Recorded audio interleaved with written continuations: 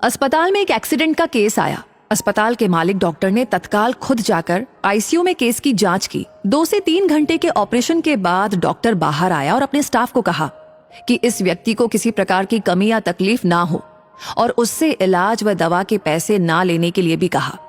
तकरीबन 15 दिन तक मरीज अस्पताल में रहा। जब बिल्कुल ठीक हो गया और उसको डिस्चार्ज करने का दिन आया तो उस मरीज का तकरीबन 2.5 लाख रुपए का बिल अस्पताल के मालिक और डॉक्टर की टेबल पर आया। डॉक्टर ने अपने अकाउंट मैनेजर को बुलाकर के कहा कि इस व्यक्ति से 1 पैसा भी नहीं लेना है। ऐसा करो, तुम उस मरीज को लेकर के मेरे चैम्बर में जाओ। मरीज व्हील चेयर पर चैम्बर में लाया गया।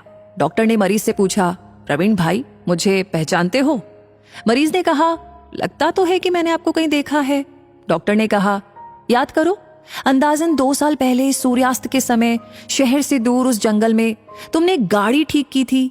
उस रोज मैं परिवार सहित पिकनिक मनाकर लौट रहा था कि अचानक कार में से धुआं निकलने लगा और गाड़ी बंद हो गई। कार एक तरफ खड़ी करके हम लोगों ने चालू करने की कोशिश की, लेकिन कार चालू नहीं हुई। अंधेरा थोड़ा थोड़ा घिरने लगा था। चारों ओर सुनसान जंगल था। परिवार के हर सदस्य के चेहरे पर चिंता और भय की लकीरें दिखने लगी थी और सब भगवान से प्रार्थना कर रहे थे कि कोई मदद मिल जाए। थोड़ी ही देर में चमत्कार हुआ। बाइक के ऊपर तुम आते दिखाई पड़े। हम सबने दया की नजर से हाथ ऊंचा करके तुमको रुकने का इशारा किया। तुमने बाइक खड़ी करके हमारी परेशानी का कारण पूछा। तुमने कार का बोनट खोलकर चेक किया और कुछ ही क्षणों में कार चालू कर दी। हम सबके चेहरे पर खुशी की लहर दौड़ गई। हमको ऐसा लगा कि जैसे भगवान ने आपको हमारे पास भेजा है, क्योंकि उस सुनसान जंगल में रात गुजारने के ख्याल मात्र से ही हमारे रोंगटे खड़े हो रहे थे। तुमने मुझे बताया था कि तुम एक गैराज चलाते हो। मैंने तुम्हारा आभार जताते हुए कहा था कि रुपए पास होते हुए भी ऐसी मुश्किल समय में मदद नहीं मिलती। तुमने ऐसे कठिन समय में हमारी मदद की। इस मदद की कोई कीमत नहीं है, ये अमूल्य है। परंतु फिर भी मैं पूछना चाहता हूं कि आपको कितने पैसे दूं? उस समय तुमने मेरे आगे हाथ जोड़कर जो शब्द कहे थे, वो शब्द मेरे जीवन की प्रेरणा बन गए हैं।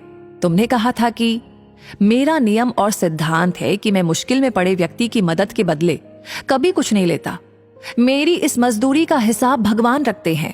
उसी दिन मैंने सोचा कि जब एक सामान्य आय का व्यक्ति इस प्रकार के उच्च विचार रख सकता है और उनका संकल्प पूर्वक पालन कर सकता है, तो मैं क्यों नहीं कर सकता? और मैंने भी अपने जीवन में यही संकल्प ले लिया है। 2 साल हो गए हैं मुझे, कभी कोई कमी नहीं पड़ी। अपेक्षा पहले से भी अधिक मिल रहा है। यह अस्पताल मेरा है, तुम यहाँ मेरे मेहमान हो और तुम्हारे ही बताए हुए नियम के अनुसार मैं तुमसे कुछ भी नहीं ले सकता। ये तो भगवान की कृपा है कि उसने मुझे ऐसी प्रेरणा देने वाले व्यक्ति की सेवा करने का मौका मुझे दिया। ऊपर वाले ने तुम्हारी मजदूरी का हिसाब रखा और वो हिसाब आज उसने चुका दिया।